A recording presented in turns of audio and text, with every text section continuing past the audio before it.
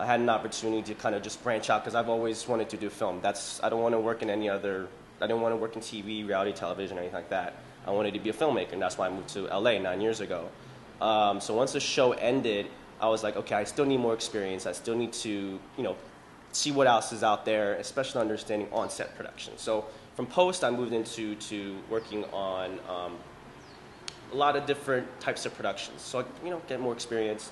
And then an opportunity came when I got a chance to produce my first feature film that summer, 2009.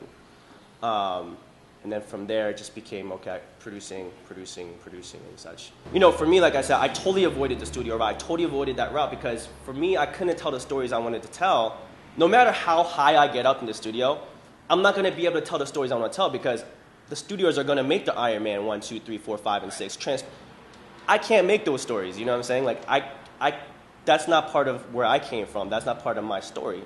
And I'm sure everyone can attest. Like, you don't see big robots jumping around in your lifetime. You know what I'm saying? Like, your stories are true to what you've been through and where you came from.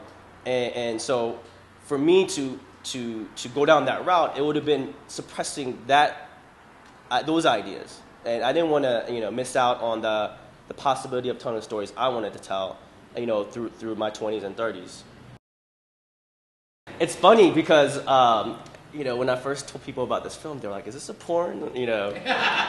First thing, and I was like, wow. But no, actually, it's a genius. It's a genius film from a writer-director, John Reynolds, Canadian. Moved out here a couple years ago with his family. He comes from TV background. He was an actor on TV. Ended up going to theater, writing for plays and such in Toronto. And I met them on Craigslist one day, and they just have this knack for creating great, unique films, very much in the vein of like Wes Anderson, Rushmore, very, very independent. And I like that. I love that. I do enjoy the mainstream, the big blockbusters once in a while, but for me, I'm a filmmaker at heart, like I said. So I enjoy cute little stories about, this story, for example, is about this girl who thinks her father is Jose Feliciano. So she moves from Texas to Los Angeles, and she finds friendships, and she finds, her love, and she finds herself, and that's a great story, and it's a cute little story. And the reason why I'm really proud of it is because we made it for $7,000. And with $7,000, and yeah, ridiculous. And it was just all three of us and our team of people just working our butts off to make it happen. And so we just basically recently finished a good cut. We barely missed out on getting programmed at TIFF this year by like a hair. It came down to one of the programmers not voting for it to come get programmed. But it's fine.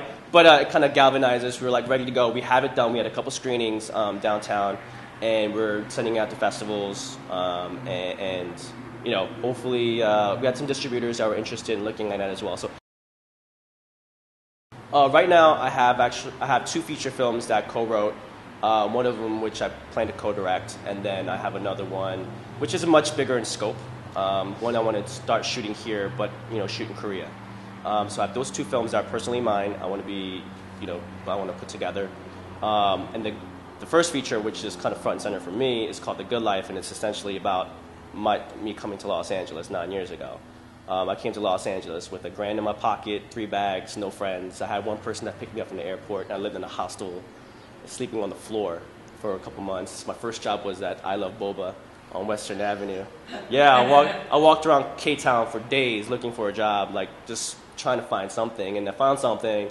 And then from there, I met just the craziest people, good and bad, and I just, these crazy little adventures, and I just remembered all these little things that happened. I tell these stories to my friends and people I know, and they're like, you should put that into a film. So, that's how that came to fruition. And 2 years ago, I decided to just jump into it and start writing.